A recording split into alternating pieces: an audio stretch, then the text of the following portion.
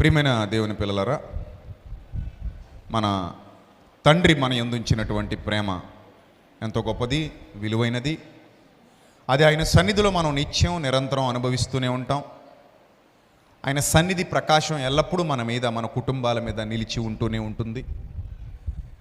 ఈ యొక్క సదస్సుల ద్వారా మరొక్కసారి ఆయన సన్నిధిలో మనం ఆయనకి దగ్గర కాబోతున్నాం. మరింతగా ఆయన యొక్క ప్రేమను మనం రుచి చూడబోతున్నాం. ఆయన కృప, ఆయన కనికరం ఎంత గొప్పదో మనం అర్థం చేసుకోబోతున్నాం. ఆయన జ్ఞానాన్ని బట్టి, వ్రాయబడినటువంటి సంగతుల్ని బట్టి మనం ఎలా ఉండాలో నిర్ణయించుకోబోతున్నాం. సాక్షి సమూహం, ఇంత గొప్ప సాక్షి సమూహము మేఘము వలె మనలను ఆవరించి ఉన్నందున అని వ్రాయబడింది గ్రంథంలో. మేఘము వలె మనలను ఆవరించి ఉన్నందున, అలా మేఘం వలె ఆవరించి ఉన్న ఆ గ్రంథంలోని సాక్షి సమూహం ఏదైతే మనకి సాక్ష్యం ఇస్తున్నారో వాళ్ళ బ్రతుకుల ద్వారా, వాళ్ళను మనం ప్రత్యక్షంగా చూడకపోయినప్పటికీ, ప్రత్యక్షంగా మనం వాళ్ళని ఎరుగకపోయినప్పటికీ, వాళ్ళు మనకిస్తున్నటువంటి సాక్ష్యం ఏదైతే ఉందో ఆ సాక్ష్యాన్ని మన బ్రతుకుల్లో కూడా కనపరచడానికి దేవుని వాక్యం మనకి మార్గదర్శకత్వం చూపిస్తోంది. అర్థమవుతుందా? ఈ మార్గదర్శకత్వాన్ని అనుసరించేవారు నిజమైన దేవుని పిల్లలు. అందుకే వ్రాయబడిన సంగతుల్ని జాగ్రత్తగా పరిశీలించి విషయం పట్ల అవగాహన సంపాదించుకోవడం మన కర్తవ్యం. విషయాన్ని జాగ్రత్తగా ధ్యానించటం మన కర్తవ్యం. రైట్? సో మనం లోకాన్ని విడిచిపెట్టి దేవుని సన్నిధిలోనికి రావడం, అక్కడే మనం చాలా గొప్ప విజయం సాధిస్తున్నట్లు లెక్క. చాలామంది లోకంతో అంటుకుపోయి ఉంటారు. దేవుని కోసం ఆ లోకాన్ని విడవలేరు. దేవుని పని కోసం ఆ లోకాన్ని విడవలేరు. దేవుని చిత్తాన్ని జరిగించడం కోసం కూడా ఆ సమయాన్ని కేటాయించలేరు. కొందరి జీవితాలు ఏమో తెలియదు కానీ బాగా ముడివేసి గట్టిగా నాట్ చేసి ఉంటుందన్నమాట. అక్కడి నుంచి రావడం చాలా కష్టం అన్నంతగా వాళ్ళు లోకంతో ముడిపడిపోయి ఉంటారు. ఆ స్థితిలో నుంచి బయటికి రావడమే చాలా గొప్ప విషయం. అర్థమైందా? అలా వచ్చి ప్రభు కొరకు నిలబడి ప్రభు యొక్క చిత్తాన్ని జరిగిస్తూ, నేర్చుకుంటూ, బలపరచబడుతూ, స్థిరపరచబడుతూ వర్ధిల్లడం అనేది ఆశీర్వాదకరమైన స్థితి. అది ఆ ఆశీర్వాదం దేవుడు అనుగ్రహిస్తే తప్ప ఎవరికి రాదు. ఈరోజు మీరందరూ కూడా ఆశీర్వాదాన్ని అనుభవిస్తున్నారు. ఆ యొక్క శక్తి గల దేవుని మాటల చేత మిమ్మల్ని మీరు బలపరుచుకోవడానికి ఒక గొప్ప అవకాశాన్ని పొందుకుంటున్నారు. దైవ గ్రంథాన్ని జాగ్రత్తగా పరిశీలన చేస్తూ లోకోపవాసం అని పేరు పెట్టాం కదా, అసలు ఈ పేరు ఎందుకు పెట్టాం? లోకోపవాసం అంటే ఏంటి అనంటే, ఉపవాసం అంటే యాక్చువల్లీ మనందరికీ తెలుసు, భోజన ఉపవాసం మనందరికీ తెలుసు. కానీ బైబిల్ గ్రంథం బోధిస్తోంది భోజన ఉపవాసం కంటే గొప్పది లోకంతో చేసే ఉపవాసం. లోకం అంటే ఏంటి? శరీరాశ, నేత్రాశ, జీవపడము, అంతే కదా. లోకము అనగా లోకములోనున్నదంతయు శరీరాశ, నేత్రాశ, జీవపడము. అంటే క్రైస్తవుడు నిత్యము చేయవలసినటువంటి ఉపవాసం ఏంటంటే లోకంతో చేయవలసినటువంటి ఉపవాసం. శరీరాశల విషయంలో ఉపవాసం ఉండాలి, నేత్రాశ విషయంలో ఉపవాసం ఉండాలి, జీవపు అహంకారం, జీవపు డంబం విషయంలో మనం ఏముండాలి? ఉపవాసం ఉండాలి. ఈ ఉపవాసాన్ని క్రైస్తవుడు చేయవలసిన వాడే ఉన్నాడు. ఇది క్రైస్తవుని యొక్క విధి, ధర్మం, పట్టుదల కలిగినటువంటి ఉపవాసం. అది శరీరం అంటది నాకు భోజనం కావాలి కావాలి కావాలి అంటది. నువ్వు ఆగు కొన్ని రోజులు అంటే అది విందు. ఆపాలి అంటే అంత ఈజీ ఏమీ కాదు. ఒక 2 పూటలు ఆగు, లేదా 3 పూటలు ఆగు, 2 రోజులు ఆగు, లేదా 1 రోజు ఆగు అంటే అసలు ఒప్పుకోదు అది.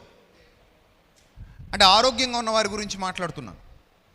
ఇంకా అనారోగ్యం బారిన పడ్డ వాళ్ళకైతే తప్పదు కదా, మరి వాళ్ళు శరీరాన్ని నిలుపుకోవడానికి తినాల్సి వస్తుంది, అనారోగ్యం లోపల ఉంది కాబట్టి. కానీ ఆరోగ్యంగా ఉన్న శరీరం కూడా కొన్ని సందర్భాల్లో మాట విందు. ఎందుకు మాట విందంటే మనం దానికి బానిసలైపోయాం. అక్కడ ఉపవాసం చేయటం మనకంత ఈజీ కావట్లా. ఎప్పుడు ఇంకా అక్కడి నుంచి పరుగులు తీస్తూ ఉంటుంది. అక్కడి నుంచి లేని ఊహలన్నీ వస్తుంటాయి, అక్కడి నుంచి అవసరం లేనివన్నీ గుర్తొస్తుంటాయి. ఎక్కడో వండుతున్న వాసన కూడా అది గాల్లో ఎగురుకుంటూ వచ్చి మన ముక్కులోకే జ్వరపడద్ది. అలా ఎందుకు జరుగుద్దో మరి అర్థం కాదు.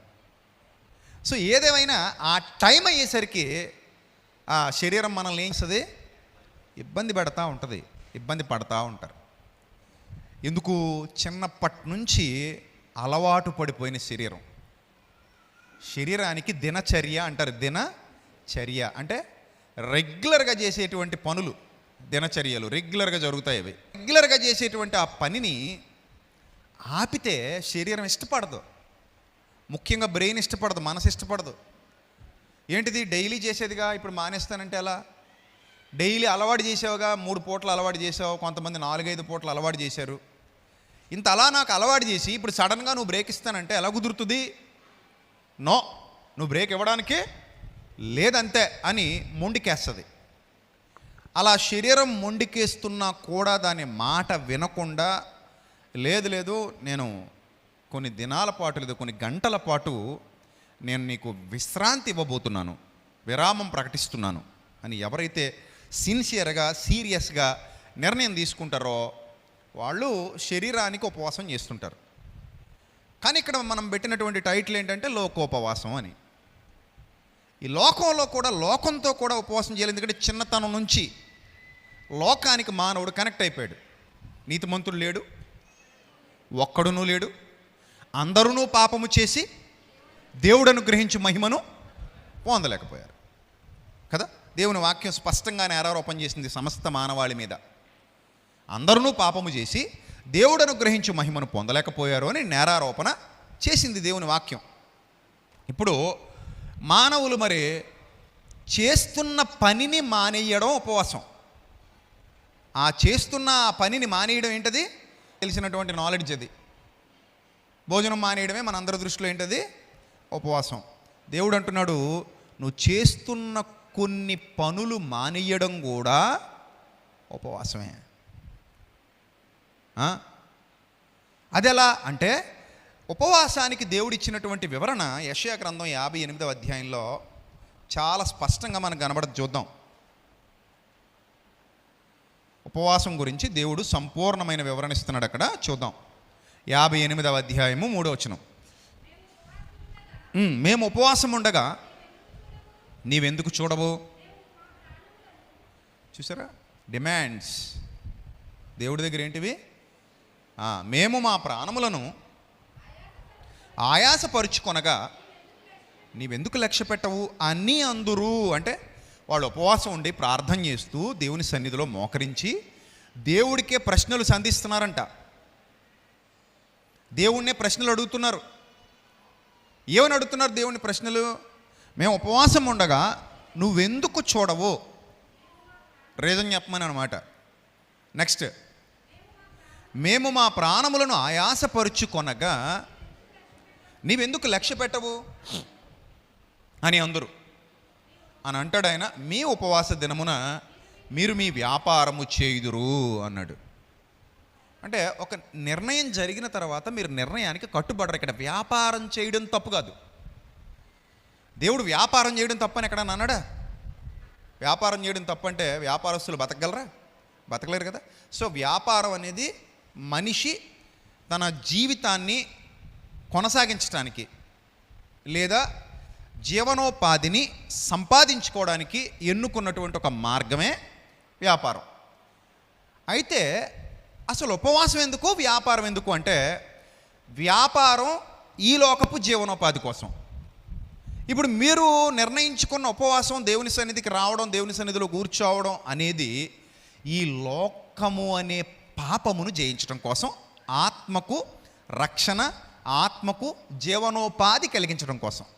శరీరానికి జీవనోపాధి వ్యాపారం అయితే, ఆత్మకు జీవనోపాధి దేవుని సన్నిధిలో కాలం గడపటం, దేవుని వాక్యాన్ని నేర్చుకోవటం, దేవునికి మనల్ని మనం సజీవయాగంగా సమర్పించుకోవడం, ఆయన చిత్తాన్ని నెరవేర్చడం. ఈ రెండు కూడా ప్రతి విశ్వాసి జీవితంలో జరగాలి. సోమరిపోతులు అంటే దేవుడికి ఇష్టం ఉండదు, ఆత్మీయ బలహీనులు అన్న దేవుడికి ఇష్టం ఉండదు కదా. సో కాబట్టి మీ వ్యాపారం మీరు చేసుకోండి. వ్యాపారం చేసుకోవడానికి ఎన్ని రోజులు ఇచ్చాడు దేవుడు? అయ్యో చాలా రోజులు ఇచ్చాడు కదా. చాలా రోజులు వ్యాపారం చేసుకోవచ్చు, నీకు ఇబ్బంది ఏమీ లేదు. ఉద్యోగం చేసుకోవచ్చు, వ్యాపారం చేసుకోవచ్చు, అన్నీ చేసుకోవచ్చు. కానీ దేవుని సన్నిధిలో సంఘము కూడుకోవడం అనేది ప్రక్రియ, అది నిరంతరం నీ వ్యాపారానికి అడ్డుకట్టలు వేసేదిగా ఏర్పాటు చేయబడింది కాదు. అది ఒక ప్రత్యేకమైన సమయంలో, ఒక ప్రత్యేకమైన పరిస్థితిలో, ఒక ప్రత్యేకమైన స్థితిలో నువ్వు దేవుని సన్నిధికి రావడం, అక్కడ కూర్చోవడం, దేవునితో సమయం గడపటం, వాక్యం వినడం, నేర్చుకోవటం, ప్రార్థన చేయటం, ప్రభువుకు నిన్ను గూర్చినటువంటి విషయాలు తెలియజేయటం, దీనికోసం ఒక ప్రత్యేకంగా ప్రయాణం చేయటం, ఇది ఒక క్రమం. మనం దేవుని సన్నిధికి ఇప్పుడు అలాగే వచ్చాం. మీలో చాలామందికి ఉద్యోగాలు ఉండొచ్చు, మానేసి వచ్చి ఉండొచ్చు. మీలో చాలామంది కూలి పనికి వెళ్ళే వాళ్ళు ఉండొచ్చు, మానేసి వచ్చి ఉండొచ్చు ఇక్కడికి. మీలో చాలామంది వ్యాపారస్తులు ఉండొచ్చు, మానేసి వచ్చి ఉండొచ్చు ఇక్కడికి. అంటే మీరు చేస్తున్న ఆ పనులకు ఈరోజు స్వస్తి పలికారు, రేపు కూడా స్వస్తి పలుకుతారు. అని మనం ఏమనుకుంటామంటే, ప్రభువా నేను నీ సన్నిధిలో కనబడాలంటే నాకు మా ప్రభుత్వం సెలవు ఇవ్వాలి ప్రభువా. ఇది మన సమస్య కదా. రెండోది ఏంటంటే, ప్రభువా నేను నీ సన్నిధికి రావాలనే ఉంది కానీ ఆదాయం పోద్దన్న బాధ ఉంది. నీ సన్నిధికి రావాలన్న ఆలోచన ఉంది కానీ ఈరోజు నీ సన్నిధిలో నేను కనబడితే నాకు బయట నుంచి వచ్చే డబ్బులు ఏమైపోతాయి, తగ్గిపోతాయన్న బాధ కూడా ఉంది. అందుకని నీ సన్నిధికి రావడాన్ని నేను సంకోచిస్తున్నాను. నాకు మరి నీ సన్నిధికి ఎప్పుడు వస్తానంటే, నాకు ఫ్రీగా ఉంటే వస్తాను. నాకు ఏ లాసు రాదనుకుంటే వస్తాను. నేను లాస్ అవుతాను అనుకుంటే నిన్నైనా వదులుకుంటాను, కానీ ఆ లాస్ని మాత్రం నేను వదులుకోను.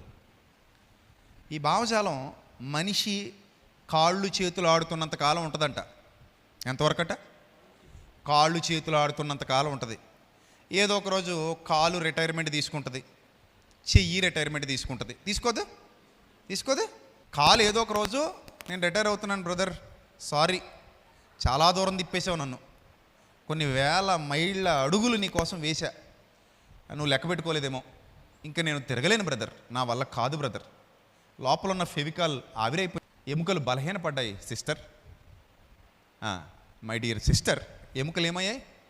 బలహీనపడ్డాయి. మై డియర్ బ్రదర్, కాళ్ళలో ఉన్న గమ్ ఏమైంది? అయిపోయింది. కాబట్టి I want to take retirement,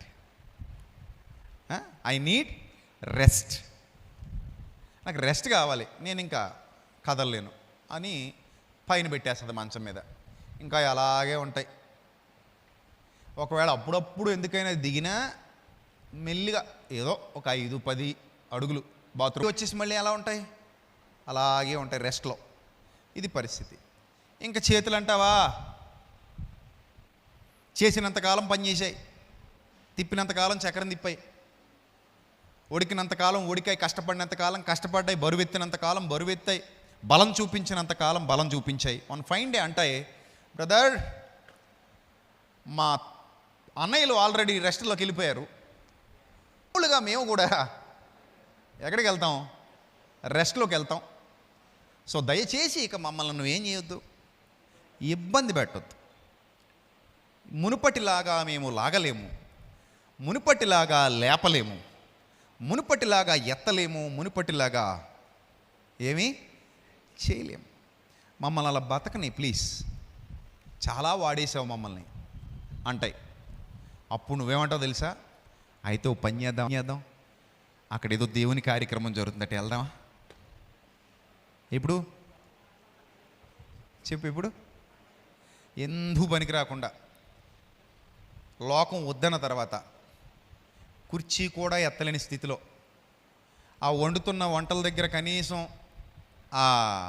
ఏమది వంట చేసిన అన్నం దాన్ని ఏమంటారు, దబ్రాగిన్ అంటారు, దాన్ని కూడా దించి కింద పెట్టలేని స్థితిలో, కనీసం ఆ సాంబార్లో ఏదైనా గరిటె పెట్టి తిప్పలేని స్థితిలో, లేదా కత్తిపేట మీద కూర్చుని ఏవో 4 పచ్చిమిరపకాయలో, వంకాయలో, టమాటాలో, ఆనపకాయలో కొయ్యలేని స్థితిలో, కనీసం బరకాలేని స్థితిలో, కుర్చీలు సర్దలేని స్థితిలో, ఇంకా ఏమీ చేయలేని స్థితిలో దేవుని సన్నిధికి వచ్చి ఇంకా ఏం చేయాలి మనం ఇక్కడ చెప్పండి? కూర్చోవాలి.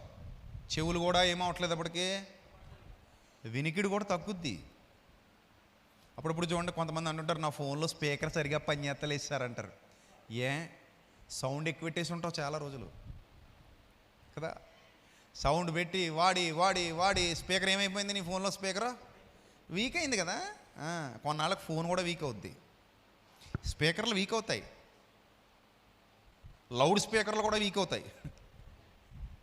లౌడ్ స్పీకర్ వీక్ అవుద్ది, స్పీకర్ వీక్ అవుద్ది, కెమెరాలు కూడా వీక్ అవుతాయి. కొంతమందికి దూరం కనబడదంట, కొంతమందికి దగ్గర కనబడదంట, కొంతమందికి అసలు ఏమీ కనబడదంట. అలాగా వయసు మీద పడే కొలది కెమెరాలు కూడా ఏమవుతాయి? వీక్ అవుతాయి. ఇప్పుడు వచ్చావు దేవుని సన్నిధికి, ఏం సాధిద్దామని వచ్చావు చెప్పు అంటాడు దేవుడు. ఏం చేద్దామని వచ్చావు బిడ్డ అంటే, ఏం చేద్దాం ప్రభా, ఈ శేష జీవితాన్ని నీతో గడిపేద్దామని వచ్చాను ప్రభా, శేషం అంతా నీదే ప్రభా అంటే సున్నా నీకు ప్రభా కదా. దేవుడు దాన్ని ఒప్పుకోడు. ఆయన ఏమంటాడంటే, నాయన యవన కాలమందు కాడి మోయుట నరునికి మేలు. ఎప్పుడు? తాతగారు ఎస్ఐ జాబ్కి వెళ్ళారనుకో, అప్లికేషన్ పెట్టారనుకో, ఎంతనైనా నీ వయసు 65 సార్. 65లో ఏం కావాలనైనా నీకు? నాకు సిఐ కానీ ఎస్ఐ కానీ కావాలి సార్. డిఎస్పీ అయినా పర్లేదు సార్, ఎస్పీకి తగ్గకూడదు సార్. ఈ కానిస్టేబుల్ హెడ్ కానిస్టేబుల్ మా వల్ల అవ్వదు సార్. అప్పుడు ఏమంటారు? ఏమైనా 65 ఏళ్ల వయసులో నా దగ్గరికి వచ్చి ఏమడుగుతున్నావు నువ్వు? ఉద్యోగం. సరే, నలుగురు దొంగల్ని చేయగలవా? నలుగురు మాట ఎందుకులే, ఒక్కడిని చేయగలవా? చేయలేను సార్. మరి ఏం చేస్తావు? కూర్చుని బెల్ల నొక్కుతాను సార్, ఎవరక్కడ అని. ఆ పని ఒక్కడే చేయగలను. సో వద్దంటది లోకం. లోకానికి నువ్వు వద్దు ఆ స్థితిలో. రిటైర్మెంట్ దశ అది. మరి ఆ టైంలో నీకు దేవుడా అంటే, దేవుడు అంటున్నాడు, నీ బాల్య దినములయందే నీ సృష్టికర్తను స్మరణకు తెచ్చుకో. నువ్వు వ్యాపారం చెయ్యి, తప్పులేదు, ఎవరొద్దన్నారు. వ్యాపారం చెయ్యి. వ్యాపారంలో కూడా దేవుడు గుర్తు రావాలి నీకు. మరి అవునా కదా? మనము బ్రతికినను ప్రభు కోసమే, చనిపోయినను ప్రభు కోసమే.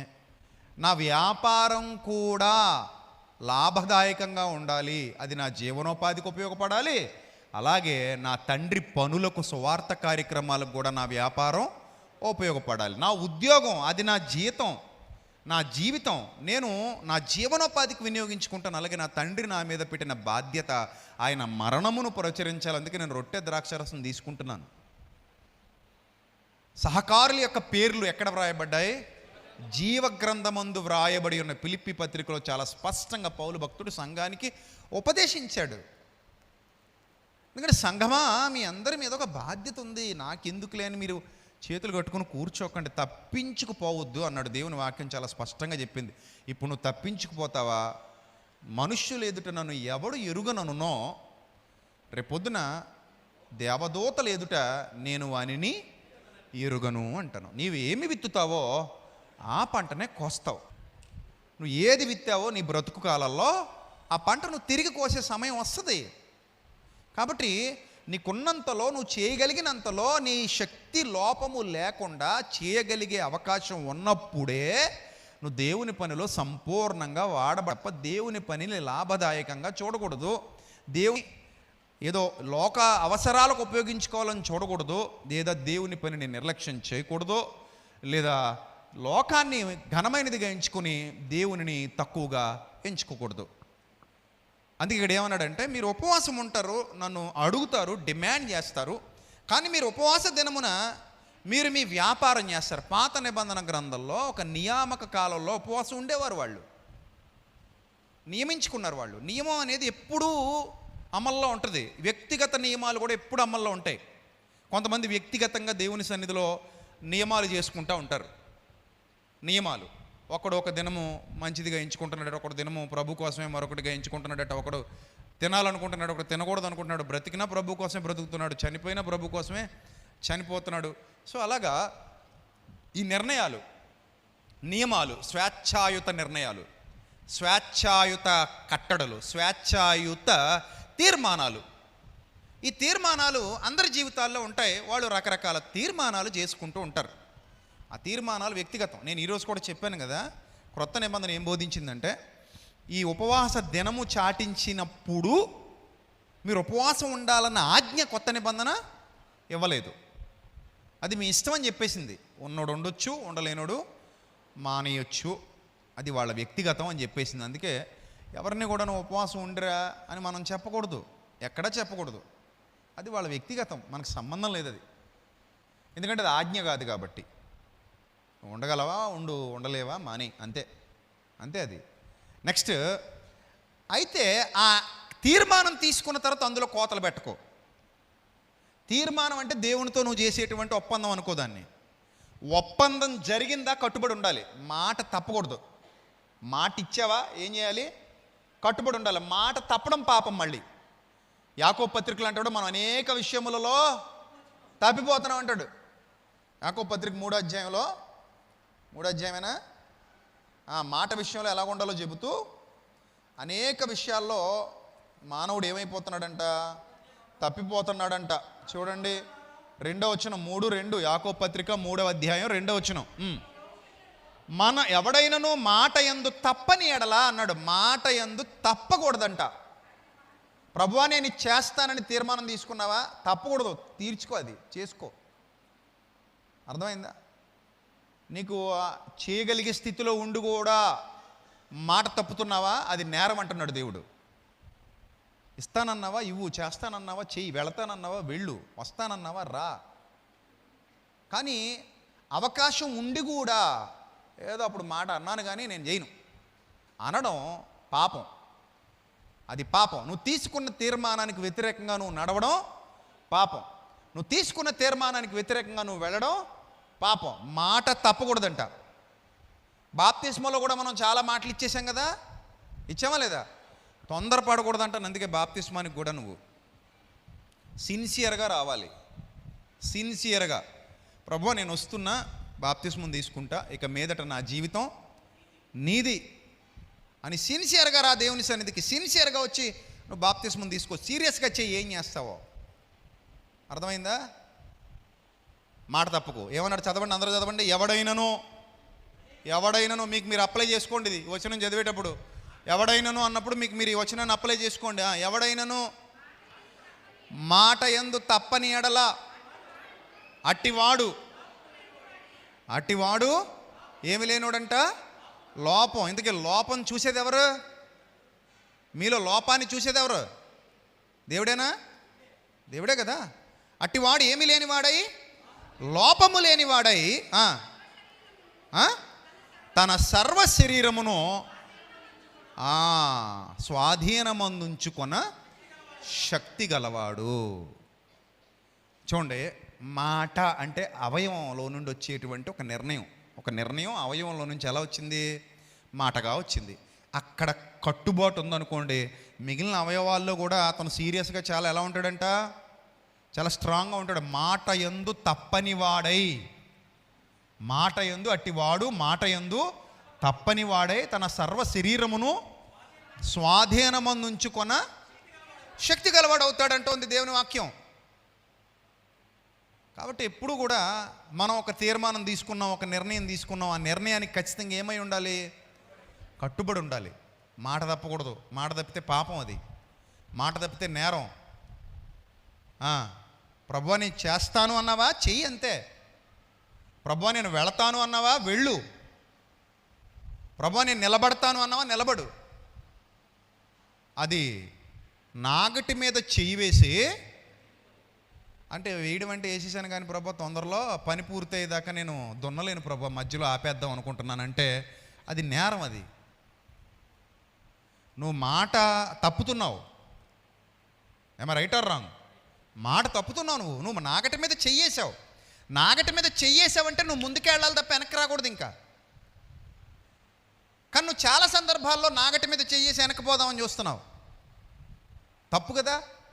నీ అంతరాత్మ చెబుతుంది నీతో, నువ్వు చేసే తప్పు, నువ్వు వెళ్ళే దారి తప్పు, మాట తప్పావు, దేవునికి మాట ఇచ్చి తప్పావు, దేవుని దగ్గర చేసుకున్న తీర్మానాన్ని వదిలేసావు, దేవుని దగ్గర నువ్వు తీసుకున్న నిర్ణయాన్ని గాలికి వదిలేశావు.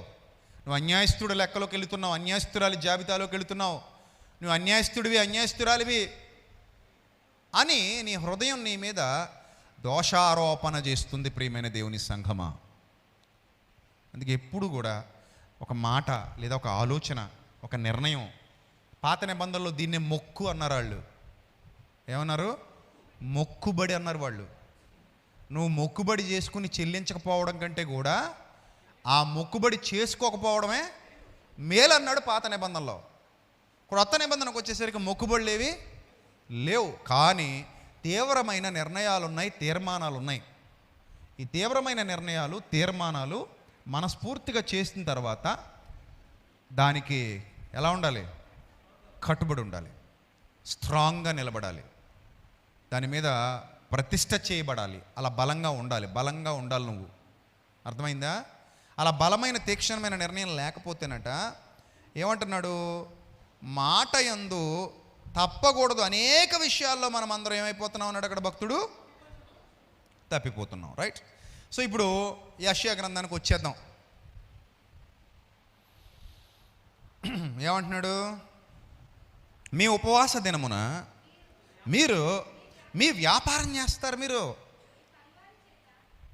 అంటే మీరు ఒక డేట్ అనుకున్నారు, ఒక నిర్ణయం చేసుకున్నారు, దానికి కట్టుబడ్డారు, కానీ ఆ రోజు మళ్ళీ లాభదాయకమైన పని వెతుక్కుని పోయారు. చూశారు? అంటే ఆత్మయే జీవింపజేయుచున్నది, శరీరము కేవలము నిష్ప్రయోజనం. ఇప్పుడు 2 భోజనాలు కావాలని మీకు ఎన్నిసార్లు చెప్పుంటాను నేను?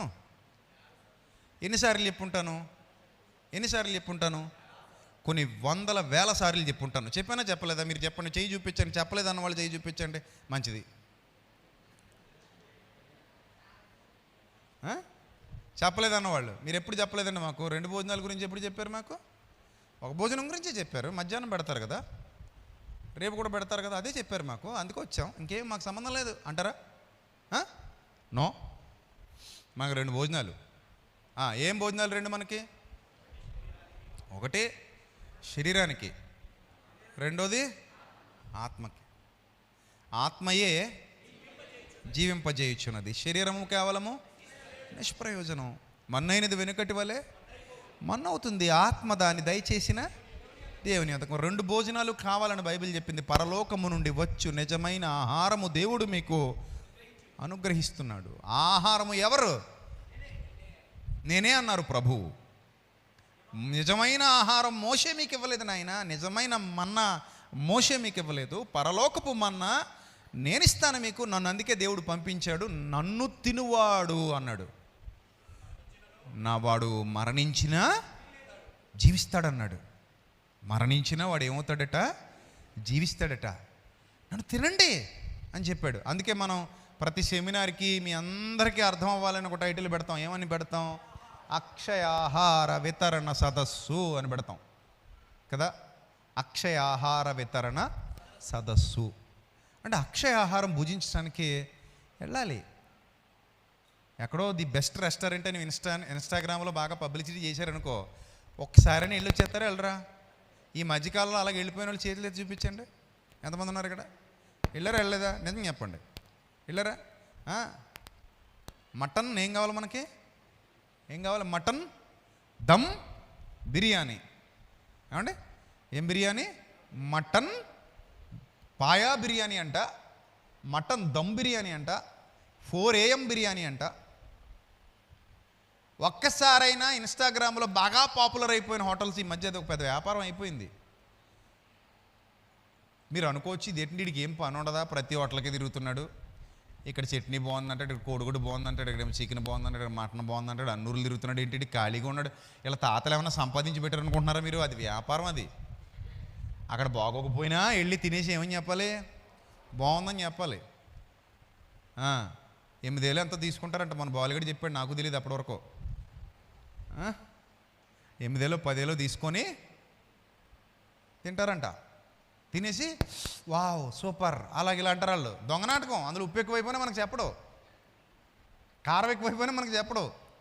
బిర్యానీ దరిద్రంగా ఉందంటే 8,000 ఇస్తాడేటి? ఇస్తాడా? చెప్పడు కదా. సో దానికోసం అయితే దేశాలు దాటి వెళ్ళిపోతాం మనం. అవునా కదా చెప్పండి? దేశాలు దాటేయం, నగరాల గ్రామాలు దాటేసి వెళ్ళిపోతాం. కానీ దేవుని వాక్యం, దేవుని సన్నిధి అనిపించేసరికి ఎందుకులండి, వెళ్దాం, లైవ్లో వాసన చూసేద్దాం. ఎందులో చూసేద్దాం వాసన? లైవ్లో వాసన చూసేద్దాం అనుకుంటాం మనం. ప్రత్యక్ష అనుభవాలకి పరోక్ష అనుభవాలకి వ్యత్యాసం ఉంటుంది ఎంతో కొంత. అవకాశం లేనప్పుడు చేసే పనులకు, అవకాశం ఉన్నప్పుడు చేయగలిగిన పనులకు కూడా ఏముంటుంది? వ్యత్యాసం ఉంటుంది. మీరు దాన్ని గమనించాలి, గుర్తించాలి. సరే, ఇక్కడ వీళ్ళు చేసిన తప్పు ఏమిటంటే, వారు ఉపవాస దినమును చాటించుకొని వ్యాపారం చేశారట. రెండోది ఏం చేశారట? మీ పనివారి చేత కఠినమైన పనులు చేపించారట. పనివాళ్ళ చేత ఏం చేపించారట? కఠినమైన పనులు. అది కూడా దేనికోసం? ఈ లోకపు లాభం కోసం. కనీసం వీళ్ళు పనివానికి కూడా నాతో పాటు దేవుని సన్నిధికి రా అని అనలేకపోయారు వీళ్ళు. వాళ్ళ పనివాళ్ళు వీళ్ళతో పాటు సన్నిధికి వస్తారు, రారా? వస్తారు. నువ్వు నా పనివాడవు గనుక, నాతోటి వాడవు గనుక నాతో పాటు పనికిరా నాయనా, నాతో పాటు దేవుని సన్నిధికి రా నాయనా, పనొద్దులే ఈ రోజుకి, రేపు చేసుకుందాంలే అన్న మాట వీళ్ళ నోటి వెంట రాలేదు. అంటే స్వార్థప్రియులు, ధనాపేక్షులు. తర్వాత బెంకములాడు వారు కూడా కనబడతారు కింద.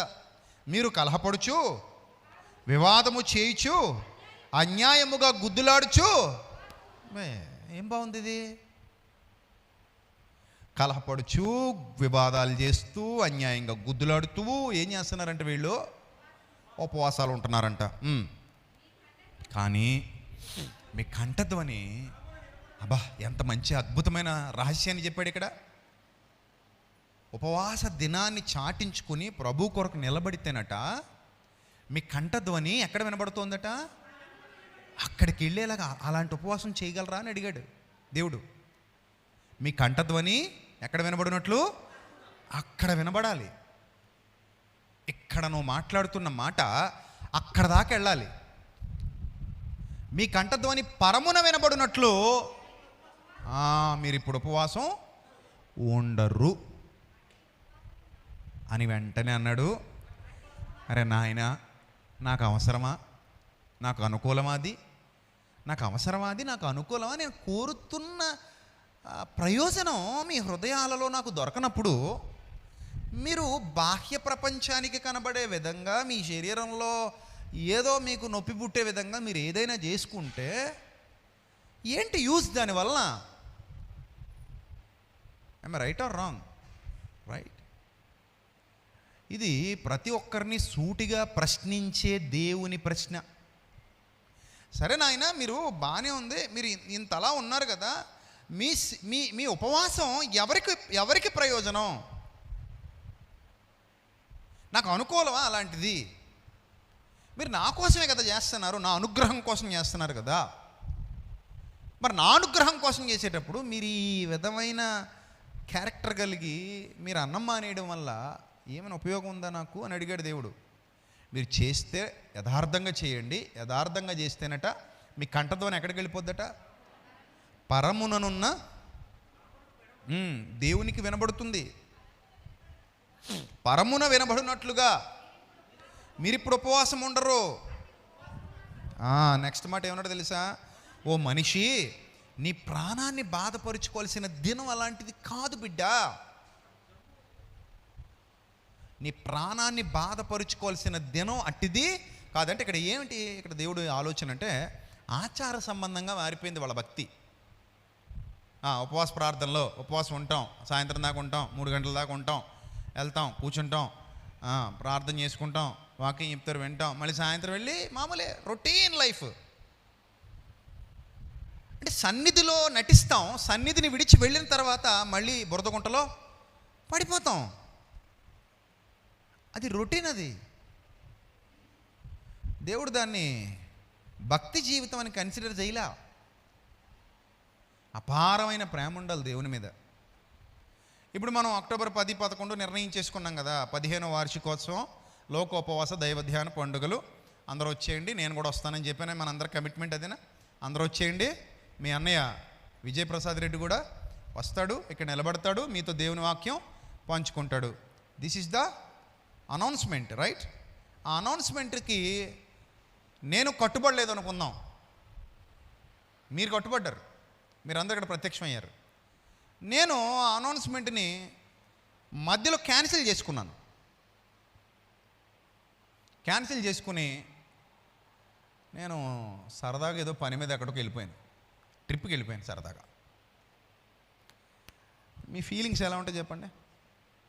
వచ్చి రాగానే ఏడండి ఆయన ఎక్కడ అని అడుగుతారు ఫస్ట్. ఆయన లేడమ్మా. ఎక్కడున్నారండి? సరదాగా గోవా వెళ్ళాడటమ్మా. ఎక్కడికి వెళ్ళాడండి? గోవా వెళ్ళాడా? ఎందుకండి? ఏమో ఏదో కంపెనీ వాళ్ళు ఎవరో ఆఫర్ ఇచ్చారంట, ఫ్రీ టికెట్లు వచ్చాయంట, సరదాగా తిరిగి వద్దామని వెళ్ళాడటమ్మా. ఏంటండి? నిజమే? నిజమే అమ్మా. మరి మమ్మల్ని అందరినీ 10-11 వచ్చేయండి, ఏదో ఉద్ధరించేద్దాం దేవుని మాటలు అది ఇది అన్నాడు కదండి. ఆయన అలాగే అంటాడమ్మా, కట్టుబడ్డమ్మా. అంటే ఇప్పుడు కమిట్మెంట్ నేను ఎప్పుడైతే బ్రేక్ చేశానో, మీకు ఎలా ఉన్నాను నేను? మంచిగా కనబడుతున్నానా, చెడ్డగా కనబడుతున్నానా? నా మీద ఉన్న ఇంప్రెషన్ అంతా ఏమైపోయింది? పోయింది కదా. ఇప్పుడు నన్ను తీసేయండి ఆ ప్లేస్లో, మిమ్మల్ని పెట్టుకోండి, ఎలా ఉంటుంది? అబ్బే మేమైతే పోదండి. మీదో రూలు చెప్పు. మాదో రూలు, మేము విశ్వాసులం, నువ్వెవరు? నువ్వు బోధకుడివి, నీకు మాకు ఒకటే రూలా? మీ దేవుడు వేరు, మా దేవుడు వేరు, బోధకుడు దేవుడు వేరు, విశ్వాసి దేవుడు వేరు కదా. మరి అంతేనా? చూసారా, మన దృష్టికోణం మారిపోద్ది. మనం ఎప్పుడు ఇలాగే తగలడతాం, మనకో న్యాయం, పక్కడికో న్యాయం. మన వరకు వచ్చేసరికి ఏమో ఆ న్యాయంలో మళ్ళీ ఏవో ఉల్లిపాయ పొప్పరలు లేపుతాం, మనం ఉలుస్తాం, ఉల్లిపాయ తొక్కలు ఒలిచినట్టు ఉలుస్తాం. అదే అవతలడికైతే మాత్రం ఏం వలం, అది అలాగే చూస్తాం. చూసారు? సో కట్టుబాటు, తీర్మానం, దానికి కట్టుబడాలి. మీరు ఇలా నిర్ణయించుకున్నారా? అయితే మనుష్యుడు తన ప్రాణమును బాధపరుచుకొనవలసిన దినం అటిదేనా అని అడిగాడు ఆ రోజుల్లో. అంటే ఓవరాల్గా ఈ సబ్జెక్ట్ అంతా అబ్జర్వ్ చేస్తున్నప్పుడు మనకి ఏం గుర్తొస్తుంది తెలుసా? దేవుడు మనిషి సంపూర్ణ పశ్చాత్తాపంతో ఆయన సన్నిధిలో కనబడాలని, సంపూర్ణ పశ్చాత్తాపంతో దేవునితో సహవాసం చేయాలని దేవుడు కోరుతున్నాడు. పూర్తి commitment, mindful praying, mindful worship. Attendance కాదు, జస్ట్ అటెండెన్స్ ఉంది సరిపోదు, అటెండ్ అయ్యాను సరిపోదు, కమిట్మెంట్ ఉండాలి. అర్థమైందా? తీక్షణమైన నిర్ణయం ఉండాలి, దానికి తగ్గట్టు ఉండాలి మన ఆలోచన విధానం. అది ఏమీ లేకుండా జస్ట్ అటెండెన్స్ ఉంది కదా, నో నో నో సరిపోదు. అలాగా తీక్షణమైన నిర్ణయం ఉండాలి. అందుకే అన్నాడు, ఒకడు జమ్ము వలె తల వంచుకొని,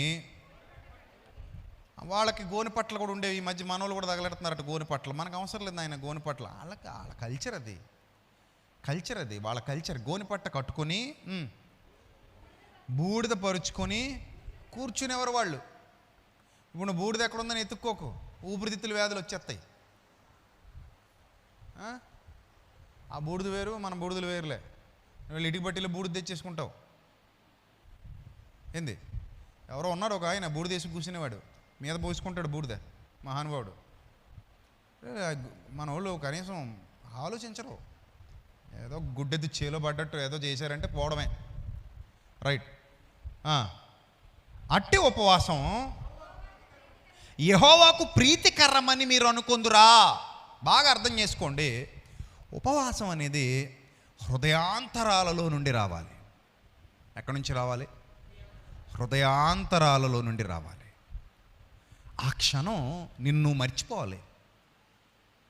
ఆ క్షణం నువ్వు దేవుని సన్నిధిలో ఉన్నావన్న విషయం నీకు సంపూర్ణంగా అర్థం కావాలి. ఆ క్షణం నీ ఆలోచనలు సంపూర్ణంగా దేవుని పాదాల దగ్గర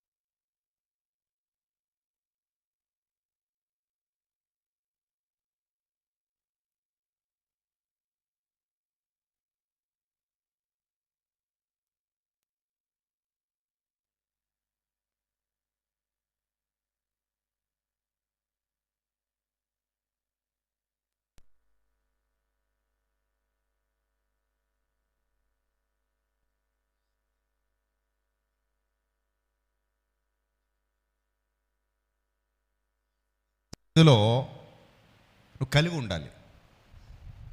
ఏమండి? ఆ తర్వాత చదువుదాం. 6వ వచనంలో అంటాడు, దుర్మార్గులు కట్టిన కట్లు విప్పండి. దుర్మార్గులు కట్టిన కట్లు విప్పుట, కాడి మాను మోకులు తీయుట, బాధింపబడిన వారిని విడిపించుట, ప్రతి కాడిని విరుగగొట్టుట నేను ఏర్పరచుకున్న ఉపవాసం కదా. అర్థమైందా? నేను ఏర్పరచుకున్న ఉపవాసం ఎలాంటిదంటే,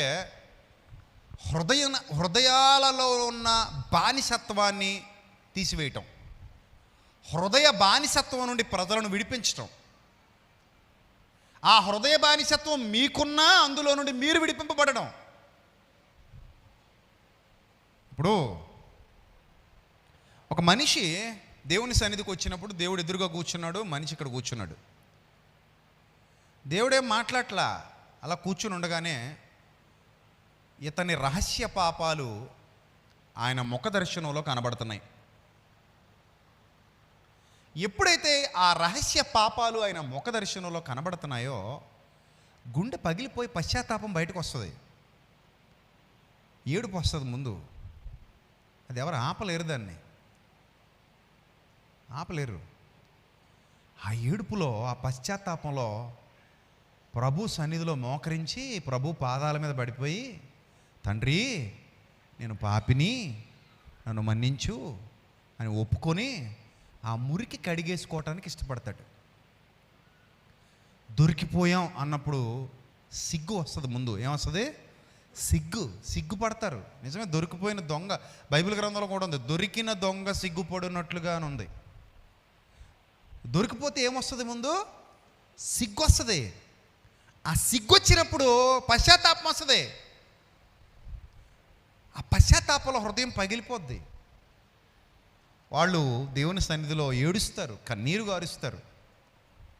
ఆయన సన్నిధిలో పడి వాళ్ళ హృదయాలు కుమ్మరించుకొని, ప్రభువా చాలా మలినం అంటించుకున్నాను, చాలా మలినంతో కప్పబడ్డాను, ఇది కాదయ్యా, నేను అసలు ఇది కాదు, నేను ఇది కాదంతే, నా అంతరంగ తీర్మానం వేరు, ఆనాటి నా తీర్మానం వేరు. నేను బాప్తిస్మం పొందిన దినాన ఎలా ఉన్నానో అది నేను, అది నా ఒరిజినాలిటీ. కాలక్రమంలో నన్ను నేను కోల్పోయాను, కాలక్రమంలో నన్ను నేను మరిచిపోయాను, నన్ను నేను విస్మరించాను. ఇప్పుడు ఉన్నది నేను గాను. నా మనస్సు మీద ఏదో ముద్రపడింది, ఏదో మకిలి అంటుకుపోయింది, ఏదో చెడ్డది పేరుకుపోయింది. ఆ చెడ్డది నాలో పేరుకుపోవడం వలన నేనులా లేను, నేను మారిపోయాను, నేనులా లేను, నేను చెడిపోయాను, నేను పడిపోయాను. దావీదు, ఒకప్పటి దావీదు కీర్తనలు రాసినప్పుడు ఎలా ఉన్నాడు, తర్వాత ఎలా ఉన్నాడు? అప్పుడు ఏడ్చాడు, ఈ దావీదు ఆ దావీదు కాదు, మళ్ళీ ఆ దావీదును బయటికి తీసుకురావాలనుకున్నాడు. తీసుకొచ్చాడు. ఆ దావీదు వేరు, ఈ దావీదు వేరు. బయటికి తీసుకురావాలనుకున్నాడు, తీసుకొచ్చాడు. ఎలా వచ్చాడు బయటికంటే సంపూర్ణ పశ్చాత్తాపంలో నుండి వచ్చాడు. అందుకే దుర్మార్గులు కట్టిన కట్లు విప్పాలి అన్నాడు. దుర్మార్గులు కట్టిన కట్లు విప్పాలి. మీరు అనుకుంటారు కట్లు అంటే నిజంగా తాళ్ళు తీసి చేతులు కట్టేయడం అనుకుంటారు కదా. ఒక మాట మీకు చెప్తాను, నిజంగా మీలో ఎవరినైనా నేను పిలిచి 2 చేతులకి తాడు పగ్గమేసి కట్టేసి, 2 కాళ్ళకి పగ్గమేసి కట్టేసి కూర్చోబెట్టాను అనుకోండి, ఇక్కడ ఇలా ఉంటారు కదా, కూర్చొని పగ్గంతో కట్టబడి ఇలా ఉంటారు. వాళ్ళు మన దృష్టిలో బంధింపబడిన వాళ్ళు, రైట్? ఇలా కట్టబడి ఉంటే మన దృష్టిలో ఎవరు? వాళ్ళు బంధింపబడిన వాళ్ళు కదా. ఇప్పుడు ఒక ఆలోచనతో కూడా కట్టొచ్చన్న సంగతి మీకు తెలుసా? ఒక ఆలోచనతో కట్టొచ్చు.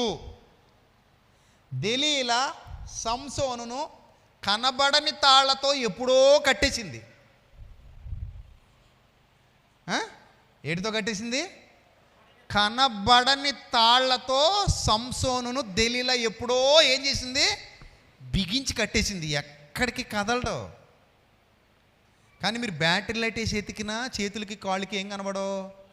తాళ్ళు కనబడవు. కానీ కట్టబడిన వాడు సంసోను. ఆ పాయింట్ అర్థం అవ్వాలి ఆత్మ సంబంధులందరికీ. సంసోను ఎవరమ్మా? కట్టబడినవాడు. కానీ ఒక్క తాడు కనబడద్దా? ఫ్రీగా చేతులు ఊగుతూ ఉంటాయి, ఫ్రీగా కాళ్ళు ఊగుతూ ఉంటాయి. కానీ అతని ఆలోచనలను దెలీలా ఎప్పుడో బలంగా కట్టేసింది.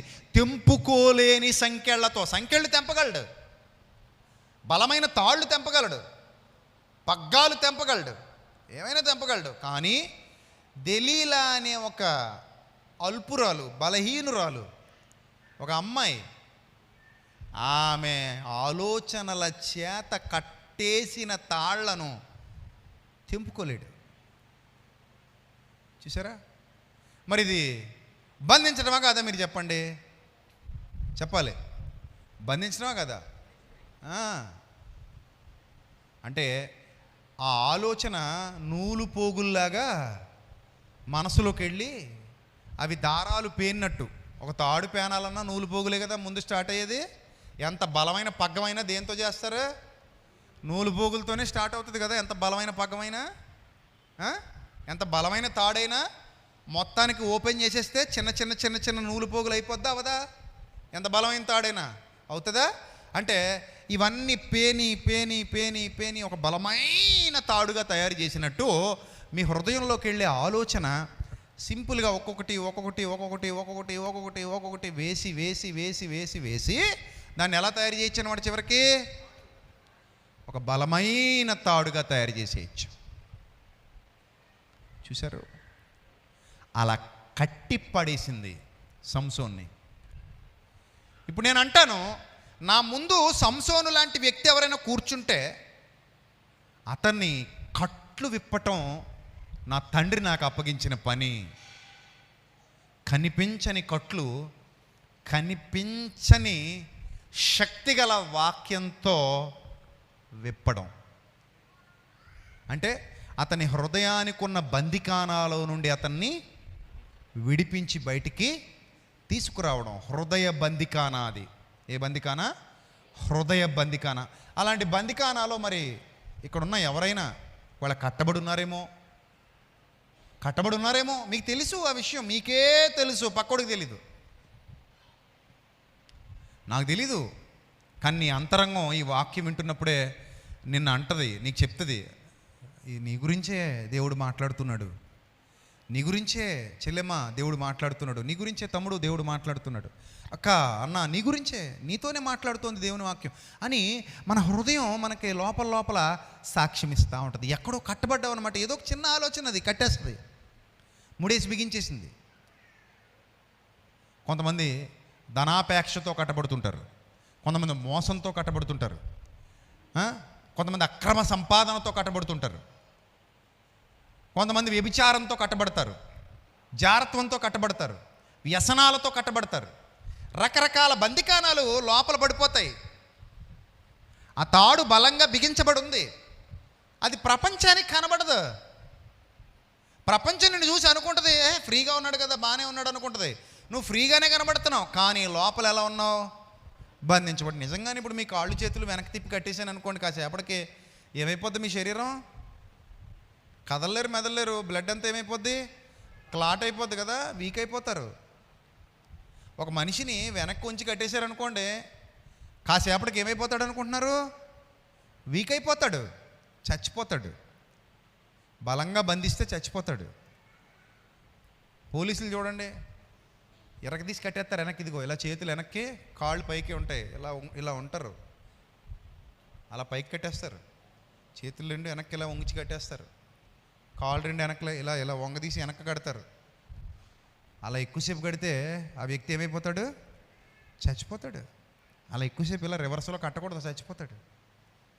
అంటే యూ షేప్లో వెనక్కి వంచేసి యూ షేప్లో పొట్ట కిందకు వస్తుంది. అర్థమైంది కదా ఇప్పుడు మీకు? ఆ యూ షేప్లో కానీ కట్టేస్తే, ఎక్కువసేపు కడితే చచ్చిపోతాడు మనిషి. అంటే బంధింపబడిన వాడు మరణానికి దగ్గర అవుతున్నాడు. బంధింపబడిన వాడు దేనికి దగ్గర అవుతున్నాడు? మరణానికి దగ్గర అవుతున్నాడు. మరి ఆ బంధింపబడిన వారిని దుర్మార్గులు కట్టేశారంట. దుర్మార్గులు ఏం చేశారంట? వాళ్ళని కట్టేశారు. ఆ దుర్మార్గులు కట్టిన కట్లు విప్పగలవా అని అడిగాడు దేవుడు. విప్పగలవా? విప్పగలను ప్రభువా, విప్పగలను. ఆ దుర్మార్గులు కట్టిన కట్లను విప్పుటయు, కాడి మాను మోకులు అంటే ఏదైనా సరే బిగించాలి అంటే మోకులేసేయాలి. మేకులు చూడండి, ఒక చెక్క రెండు అతుక్కుపోవాలంటే ఏమేసి కొట్టేయాలి? మేకేసి కొట్టేయాలి. ఇప్పుడు మేకేసి గట్టి కొట్టేసామనుకోండి, ఇంకా చెక్క ఏమైపోయింది? అతుకుపోయింది. ఇంక ఊడు రావు, ఇంకా అవి బలంగా దగ్గరైపోయినాయి. అది తీస్తే తప్ప, ఆ మోకులు తీస్తే తప్ప, కాడి మాను మోకులు తీస్తే తప్ప ఆ కాడి నుంచి విడుదల పొందటం అసాధ్యం. ఏదో బలమైన మోకు దిగిపోయింది అందులో, అది తీస్తే తప్ప రెండు ఓపెన్ అవ్వవు కదా. అలాంటి కాడిమాను మోకులు చాలామంది హృదయాలకు పడిపోయి ఉన్నాయి. తెలియట్లేదు ఎవరికి ఆత్మ సంబంధమైన భాష. బైబిల్ దేని గురించి మాట్లాడుతుంది అంటే, హృదయము అన్నిటికంటే మోసకరమైనది, అది ఘోరమైన వ్యాధి గలది, దానిని గ్రహింపగలవాడు ఎవడు? నిజమే, ఎవడు గ్రహించలేకపోయాడు.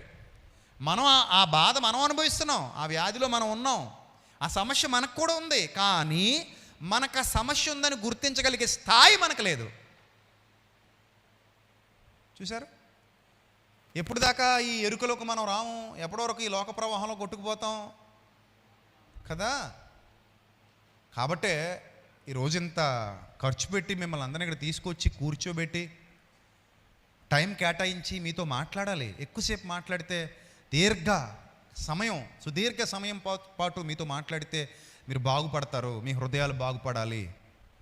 ఒక్క ఆలోచన మెరుపులా పుట్టిందంటే లోపల పటాపంచలైపోద్ది, లోపల ఆ సమస్య తొలగిపోద్ది. అది జరగాలనే తపన. ఇవన్నీ ఎందుకు జరుగుతున్నాయంటే, మానవుడు బ్రతుకున్నంత కాలం దేవుడు భోజనం పెట్టమని చెప్తాడు. నాయన, నా కుమారుడా, సంఘానికి భోజనం పెట్టు. పేతురుతో అదే కదా చెప్పాడు యేసు ప్రభు. నీవు నన్ను ప్రేమిస్తున్నావా Pethuru? Yes my lord, I love you a lot అన్నాడు. అప్పుడు పేతురుతో ఏమన్నాడంటే, ప్రభు, నా గొర్రెలను మేపుము, నా గొర్రెలను కాయుము, నా గొర్రెలను మేపుము, భోజనం పెట్టు. ఇప్పుడు మీరు తింటున్నారు పరలోకపు మన్నా, పరలోకపు ఆహారం భుజిస్తున్నారు మీరు. అయినా కొంతమందికి లోకపు ఆహారం మీద మనసు మళ్ళుతుంది అనుకోండి, దేని మీద ఎక్కువ కాన్సన్ట్రేషన్ చేసినట్టు ఏది ఎవరిని డామినేట్ చేస్తుంది? మన సంఘంలో జరగవు, కానీ కొన్ని సంఘాల్లో సేవకుడు వాక్యం బోధిస్తుంటే ముందు కూర్చున్న పెద్దలు వాచి చూపిస్తుంటారు. నిజమండి ఇది. సేవకుడు సీరియస్గా వాక్యం చెప్తుంటాడు. ఇప్పుడు పెద్దలు ఉంటారు, ముందు కూర్చున్న పెద్దలు, అలా ఏమంటారు తెలుసా? అంటారు. అంటే అర్థం ఏంటి? గడియారం చూడా, ఓ చెప్తున్నాం ఇందాక నుంచే అని. ఇంకా సీరియస్ అయిపోయారు అనుకోండి, చిరాకు వచ్చింది అనుకోండి, అంటారంటే ఇలా పెట్టి అంటారు. అప్పుడు ఓకే సార్, ఓకే సార్, అలాగే సార్, నేను అయిపోద్ది సార్ అంటాడు. అంటే దాని అర్థం ఏమిటి? నువ్వు ఇది ఆపితే అది మొదలెడదామని. నువ్వు ఇది ఆపితే తప్ప అది మొదలెట్టడానికి అవకాశం లేదు బాబయ్య. నువ్వు కొంచెం తొందరగా ఆపి, నీకు పుణ్యం ఉంటుంది, అది మొదలెడదాం. అది కథ. నిజంగా బాగా ఇష్టమైన సినిమా అప్పుడే రిలీజ్ అయింది, ఎవరికి దొరకట్లేదు టికెట్లు, నీకు దొరికినాయి, వెళ్ళావు. మీ ఆవిడ వెళ్ళే ముందు అంటుంది, కొంచెం అన్నం తినేసి వెళ్ళండి అంది. ఏమంటో తెలుసాను వెంటనే? ఆకలి లేదు బంగారం. ఏమి లేదు బంగారం? ఆకలి లేదు. ఇప్పుడు ఏం కావాలి? ఆ కంటెంట్ కోసం ఆకలి కలిగి ఉన్నాను నేను, ఆ పిక్చర్ కోసం ఆకలి కలిగి ఉన్నాను. ఆ పిక్చర్ లోపలికి వెళ్ళేంత వరకు పొట్టకేం తెలీదు, ఆకలి తెలీదు. నాకు ఆకలి లేదు అంటాడు. ఇలా చాలా సందర్భాల్లో మీరు ఆకలి మర్చిపోతారు. ఎప్పుడు తెలుసా? ఇంట్రెస్టింగ్ ఫ్యాక్టర్ కళ్ళ ముందు ఉన్నప్పుడు, ఇంట్రెస్టింగ్ విషయం కళ్ళ ముందు నడుస్తున్నప్పుడు మనిషి దేని కోల్పోతాడు? ఆకలి మీద వ్యామోహం కోల్పోతాడు. ఇప్పుడు నిజంగానే నా ఆత్మకు బలం కావాలి, బలహీనంగా ఉన్నాను అని నీ మనసుకు అనిపిస్తే బాధింపబడిన వారిని విడిపించమంటున్నాడు ఇక్కడ. బాధింపబడిన వారిని ఏం చేయాలట? విడిపించాలి. మనం ఏమనుకుంటామంటే, బాధింపబడ్డాడంటే శరీరానికి మాత్రమే బాధ అనుకుంటాం. ఆత్మకు కూడా బాధ ఉందరా నాయన. ఆత్మలో బాధింపబడుతున్నవారు చాలామంది ఉన్నారు, మానసిక బాధలతో ఉన్నవారు చాలామంది ఉన్నారు. వారి హృదయం బాధతో సాతాను యొక్క సప్రెషన్తో నిండిపోయింది. సాతాను తొక్కేస్తున్నాడు, వాళ్ళని సప్రెస్ చేసేస్తున్నాడు, చాలా శోధిస్తున్నాడు. సాతాను శోధనలో ఉన్నారు వాళ్ళు. ఆ శోధనలో నుండి వాళ్ళని బయటికి తీసుకురావాలి. అంటే బాధింపబడు వారిని విడిపించాలి, వారి మీదున్న ఆ భారాన్ని విరగ్గొట్టాలి. ప్రతి కాడి ఏమవ్వాలి? విరగ్గొట్టబడు. కనిపించని భారం తొలగిపోయినప్పుడే దావీదు ఫ్రీ అయిపోయాడు. ఆ భారం ఉన్నంత వరకు దావీదు ఫ్రీగా ఉన్నాడా? ఏడ్చాడా? చెప్పండి, ఏం చేశాడు? ఏడ్చాడు. ఎప్పుడు దావీదు ఫ్రీ అయ్యాడంటే ఆ భారం విరిగిపోయినప్పుడు, ఆ భారం తొలగిపోయినప్పుడు. ఆ భారం తొలగనంత వరకు దావీదు ఫ్రీగా లేడు. రైట్. తర్వాత ఇది నేను ఏర్పరుచుకొనిన ఉపవాసం. ఎంత ప్రేమ చూసారా దేవుడికి! ఎంత ప్రేమ! ఎంత ప్రేమ దేవునికి!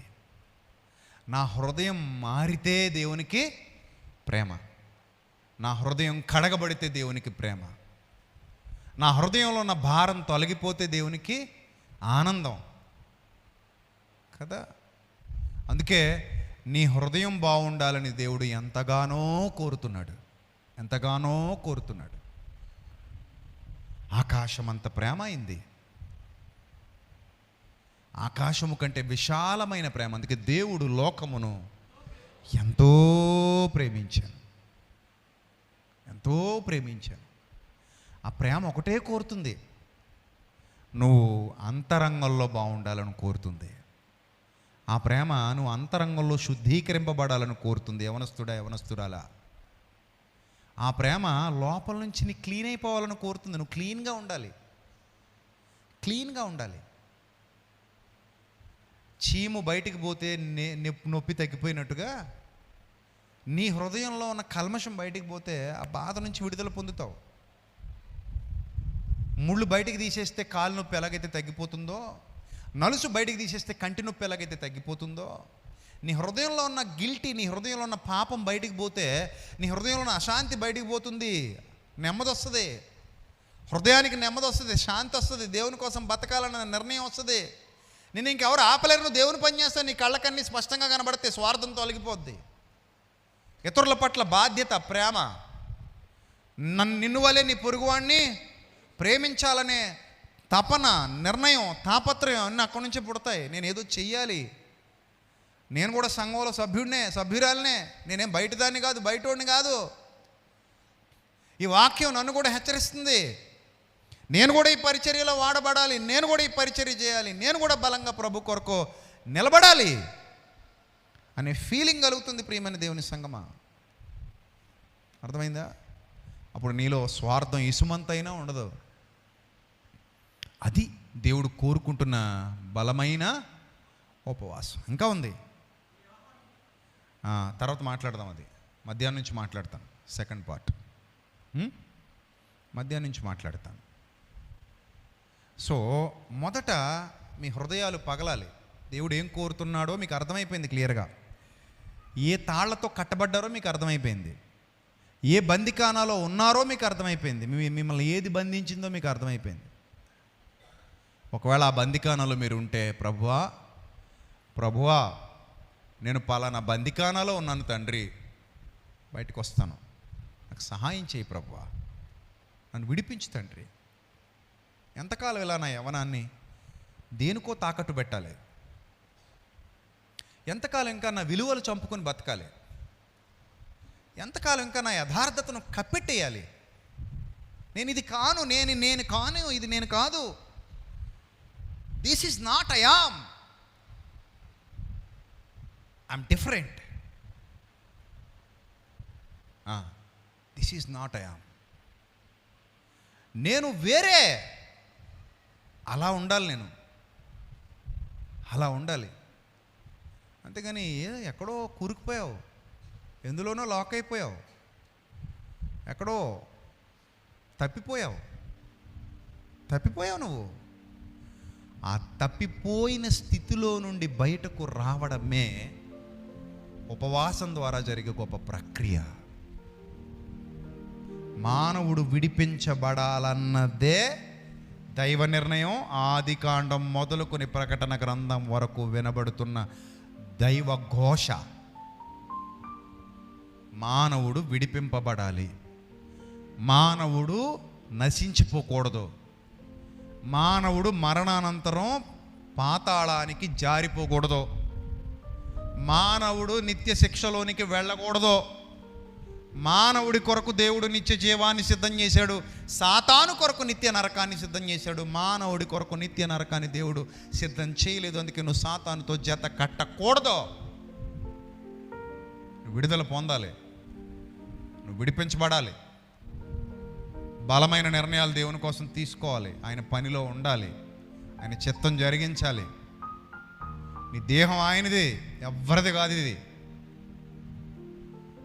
ఆ బలహీనత, ఆ ఆలోచన ఏవైతే ఉన్నాయో అవి కత్తిరింపబడాలి. పనికిరాని ప్రతి తీగే తీసివేయబడాలి, విరిచివేయబడాలి. మీ ఆలోచనలన్నీ సక్రమంగా మారాలి. దైవజ్ఞానంతో మిమ్మల్ని మీరు నింపుకోవాలి. అది మీకు ఆశీర్వాదం. That is the real blessing your life. అలాంటి అద్భుతమైన ఆశీర్వాదం కావాలి మనకి. అర్థమైందా? దానికోసం వచ్చాం ఇక్కడికి. నిజం, దానికోసం వచ్చాం, కూర్చున్నాం. ఎంత సమయం ప్రశాంతమైన వాతావరణంలో గడుపుతున్నాం. మెల్లనైన దేవుని స్వరం మన హృదయాలను తాకుతూ ఉండగా మనం ఆయన స్వరం వింటూ మారు మనస్సు పొందుతున్న వినుట వలన విశ్వాసము కలుగును. వినుట క్రీస్తును గూర్చిన మాట. అందుకే పని ప్రారంభించటం, పని ముగించటం, పని కొరకు నిలబడటం, పనిలో వాడబడటం, ఉపవాసం. ఈరోజు ఈ కార్యక్రమం ఇక్కడ జరుగుతుందంటే చాలామంది పిల్లలు చాలా విధాలుగా ఏం చేశారో తెలుసా? ఉపవాసం చేశారు, చేస్తున్నారు. వారి ఉపవాసమే ఇక్కడున్న సహవాసం. వారందరి ఉపవాసం, ఎన్ని విషయాలలో వారు ఉపవాసం ఉన్నారో గనుకనే దేవుని కార్యం ఘనంగా జరుగుతుంది. దేవుని నామానికి మహిమ కలుగును గాక. లేకపోతే దేవుని కార్యాలు జరగవు. నేనున్నాను అని ముందుకు వచ్చినప్పుడే దేవుని కార్యం ఘనంగా జరుగుతుంది. పిల్లలు ఉపవాసం ఉండాలి. ప్రతి మానవ జీవితంలో, ప్రతి విశ్వాసి జీవితంలో అలాంటి అందమైన ఉపవాసాలు, ఇష్టమైన దేవునికి ఇష్టమైన ఉపవాసాలు జరగాలి. అప్పుడు దేవుడు సంతోషిస్తాడు, అప్పుడు దేవుడు ఆనందిస్తాడు. మనం స్వార్థపరులం కాదు. స్వార్థం అనేది దైవ లక్షణం కాదండి. స్వార్థం దైవ లక్షణం అనుకుంటున్నారా? బిగబట్టే లక్షణం దేవుడిది కాదండి, కాదు. ధాన్యం బిగబట్టేవాడు శాపగ్రస్తుడట. చెప్పాడు కదా, ధాన్యం బిగబట్టేవాడు ఎవడు? శాపగ్రస్తుడు. అది దైవ లక్షణం కాదు. బిగబట్టే లక్షణం దేవుడి దగ్గర లేదు. అనేకులు నా ద్వారా ఆశీర్వదింపబడాలి, అనేకులు నా ద్వారా దీవించబడాలి, అనేకులు నా వలన సత్యాన్ని గ్రహించాలి, అనేకులకు నేను ఉపయోగపడాలి, నా తండ్రి ముందుకెళ్ళి బలా నమ్మకమైన మంచి దాసుడా అని నేను అనిపించుకోవాలి. కాడి మాను మోకులు పీకి పడేయాలి. సాతాను కట్టిన కట్ల నుండి విడిపించాలి, బంధకాల నుండి విడిపించాలి. ఆ దుర్మార్గులు కట్టిన కట్ల నుండి మానవ జాతిని విడిపించాలి. అందుకే సర్వలోకానికి వెళ్ళిపో అన్నాడు. నాయనా మీరు ఇక్కడే ఉండిపోతే ఆ కట్లు ఎవడిపోతాడు నాయనా. అందుకే దేవుని వాక్యం వ్యాపించబడాలి. దేవుని వాక్యం సత్యం విస్తరించాలి. సత్యమే విస్తరించాలి. సత్యమే మనుషుల్ని స్వతంత్రులుగా చేస్తుంది. అందుకే సత్యం కొరకు ఖర్చు పెట్టాలి, సత్యం కొరకు కష్టపడాలి, సత్యం కొరకు శ్రమ పడాలి, సత్య వాక్య వ్యాప్తి కొరకు నిలబడాలి. అది కూడా ఉపవాసమే. ఎన్నో ఉపవాసాలు చేయకపోతే అది జరుగుతుందా? జరగదు. మనసు ఒప్పుకోదు, ఇది చేయొచ్చుగా అంటది.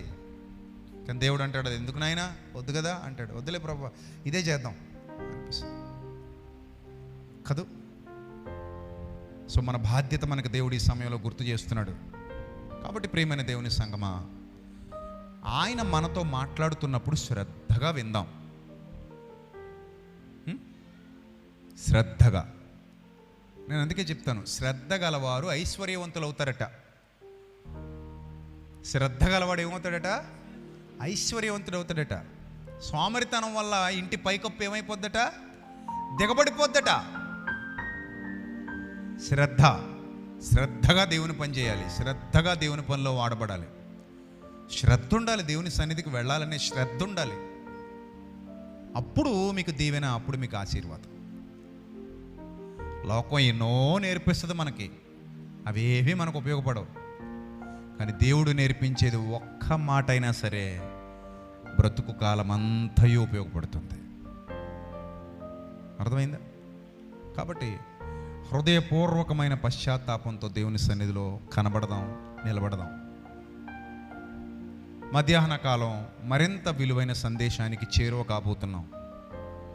ఒకవేళ ఎవరైనా ప్రభు సన్నిధిలోనే ఇలాగే ప్రార్థన చేసుకుంటూ ఉండాలనుకుంటే అలాగే ఉండండి, మిమ్మల్ని ఎవరు డిస్టర్బ్ చేయరు.